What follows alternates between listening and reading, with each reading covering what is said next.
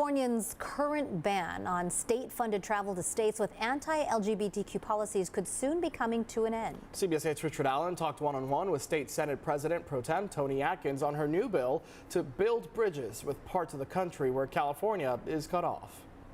And when this travel ban first went into effect in 2016, there were only 4 states on the list. Today, there are 23 and a record number of anti-LGBTQ bills being introduced in state houses across the nation.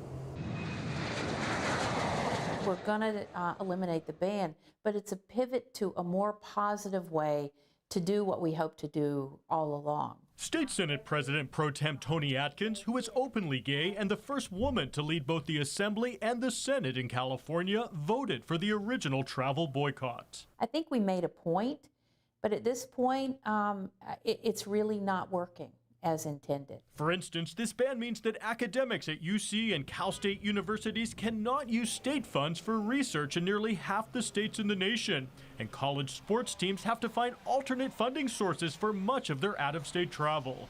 Atkins says this policy has also ended up isolating LGBTQ people in those banned states, effectively barring California leaders from reaching out to them. The intent is to interact, to really kind of take the values of support and inclusion on the road into other places. And not being able to be there means you're more polarized, and we don't need more of that in this country. To that end, Atkins is proposing Senate Bill 447, new legislation that would not only end the current travel ban, but also launch an outreach campaign to those 23 states, promoting California's values of diversity and inclusivity. This nonpartisan bill is nicknamed the Bridge Project, building and reinforcing inclusive, diverse, gender-supportive equality. California is a beacon and a model. It was for me at a young age. Atkins points to her own experience as a gay teen growing up in rural Virginia.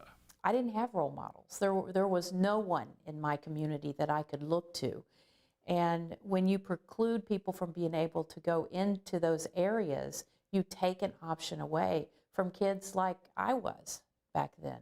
While state funds could potentially be used, Atkins says this campaign would primarily be donation-driven, a cause she believes most Californians would support. Anything we can do to actually build bridges, to create kindness, to create acceptance, I think regular, everyday folks are going to like that. And if ultimately passed and signed into law, the Bridge Project would go into effect at the start of next year.